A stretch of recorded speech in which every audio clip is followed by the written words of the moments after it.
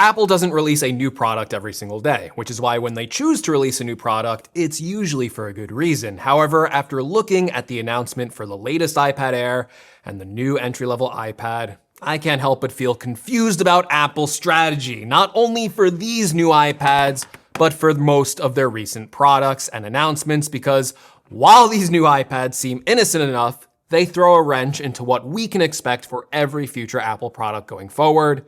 And it's kind of concerning. First of all, let's start with what these new iPads get right. Now, for the iPad Air, it's pretty simple because they really only made one change to this device. They took out the old M2 chip, which is in this iPad Air, and put in a brand new M3 chip. That's it. It's a spec bump upgrade. It has the same 11 or 13-inch display as last time, the same colors, the same camera, the same everything, except now it's just a little bit more powerful than last time. And it's interesting in one way because the iPad Pro actually never had an M3 chip. It jumped from the M2 straight to the M4, so in a strange way, this iPad Air, even though it's using older stuff, it's got something unique going for it. So it's an innocent enough upgrade, nothing exciting, but nothing catastrophic either. So why is it so weird? Well, that's actually because of one of the new accessories that Apple released with this iPad that has me questioning what the heck is going on over in Cupertino, because Apple has decided to release yet another keyboard case for this new iPad Air. And at first I thought that this keyboard was the same one that Apple updated for the iPad Pro, which included a lot of nice upgrades like a function key row, aluminum palm rest, and a bigger haptic glass trackpad. But that's not what happened. Apple decided to create yet another separate keyboard that is almost exactly the same as the iPad Pro's Magic Keyboard, but this time, get this, it's made for the iPad Air. The only difference being, I guess, is that the iPad Air's Magic Keyboard is a little cheaper because it doesn't include the aluminum palm rest. It's just made of that silicone material that was on the old iPad Air Magic Keyboard. But yes, this is yet another separate keyboard case for the iPad, which means that every iPad in Apple's lineup, from the regular iPad to the iPad Air to the iPad Pro, all have separate keyboard cases that cannot be used with one another. Crazy, right? On top of that, Apple is still selling the old Magic Keyboard for the M2 iPad Air on their store. So that's 4 separate keyboard cases that Apple is selling right now. Now, I can't even begin to tell you how much this one small decision that is pretty inconsequential bothers me. Because why go out of your way to design a new keyboard case for the iPad Air when the easier solution would have just been to make a keyboard case that is compatible with both the iPad Pro and the iPad Air design? I mean, there's not that much differences between those devices. I mean, the iPad Pro, yes, it's a bit thinner and a bit lighter, but I mean, come on, it's almost exactly the same design.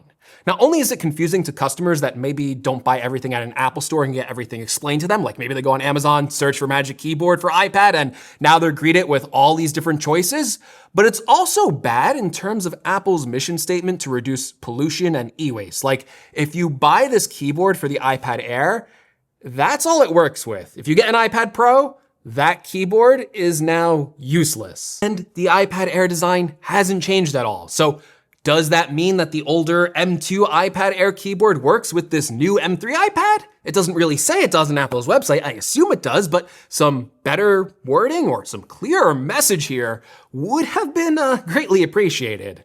And if it still does work, why bother releasing a new keyboard for a product that has barely changed? Like, if you're going to introduce a new accessory, why hasn't the design changed? This keyboard, I guess, is gonna be sold for the next few years, but is that even a guarantee when this iPad Air design has not changed? So does that mean there's no new updates to the iPad Air design? No new display for the foreseeable future? That's kind of sad. No body changes, it's not gonna get thinner like they did with the iPad Pro? So if they did do any of those design updates, guess what? You would need another new keyboard case. So either way you look at it, it's kind of sad. Now, as baffling as this new iPad Air is, the updates to the entry-level iPad, it's even more confusing. So again, let's start with the good news. From a budget perspective, this iPad is exactly what it needs to be. And yes, the value, it got a lot better. It still stays at the same $349 price point, but thankfully, Apple has upgraded the starting storage from 64 gigabytes to 128 gigabytes. Now, that might not sound like a huge deal, but That actually makes the starting configuration an easier recommendation for most people. 128 gigabytes? That is plenty for basic users, whereas 64 gigabytes was a little tight. It also makes all the other storage upgrades in that iPad lineup much more reasonable now. So you can upgrade to 256 gigabytes for only $100 more rather than the massive $150 upgrade that it used to be. So even if you need more than 128 gigabytes of storage, you are now getting a much better deal across the entire lineup. Now, just like the Air, the regular iPad only has one real upgrade going for it, and that is a chip upgrade from the A14 chip to the A16 chip. Now on paper, that is a fine upgrade. You're getting a 2-chip generation bump for the same price as before with double the starting storage. For a lot of people out there who want a tablet, it may not be the flashiest, it may not have the best display, but hey, it is extremely capable at this price point. It is a great value, I cannot deny that. The only problem with this iPad is that the A16 chip doesn't support something that Apple has been marketing and touting for us as a huge benefit for the past year.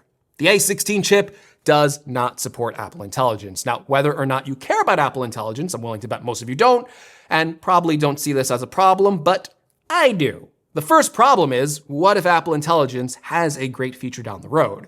I know right now it doesn't look that important, it's not that life-changing, but if Apple makes an AI breakthrough in iOS 19 or iOS 20 or somewhere down the road, buying this iPad today means you will not get that feature. It means that software support out of the gate for this iPad is already limited. If you are buying this iPad, you will not be getting a vast number of features, not only on the existing software, but for future software upgrades for the next few years. That is not a confidence builder, no matter what you think about Apple Intelligence today. If Apple is truly working hard on making more of these features or better versions of these features and more significant breakthroughs over the next few years, just remember, these iPads will not get those features. Well, this iPad in particular. The second problem is how can Apple Intelligence be this huge important upgrade that everyone needs to get on board with that literally caused Apple to release a brand new iPhone 16e so they could deliver Apple Intelligence to the mass market at a cheaper price point,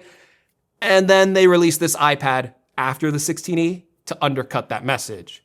This iPad is basically saying, hey, you know what? You don't need Apple Intelligence. It's not that great. It's not that important. We decided to release a brand new product in 2025 that does not have this feature. Again, you cannot care about these features, but from a pure marketing standpoint, this update is bad. It makes zero sense. Like, if I was Apple, I feel like there is two solutions that could have fixed this problem very easily.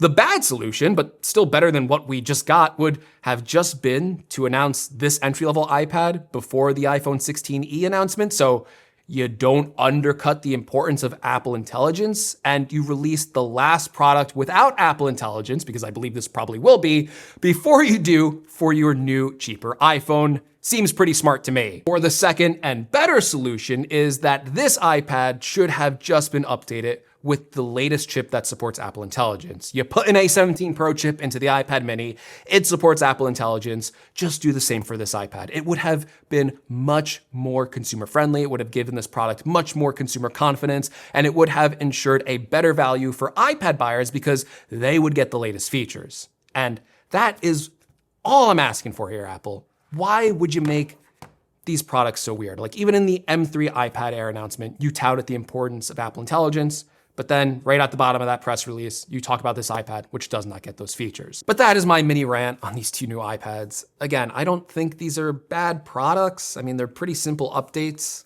but just a lot of strange decisions at Apple lately. But hey, if you like this video, please give me a like. If you want to buy an iPad or an iPad Air and support the channel, check out the affiliate links in the description below. If you want to see more content about these new iPads, make sure you're subscribed, and I will catch you all in the next one.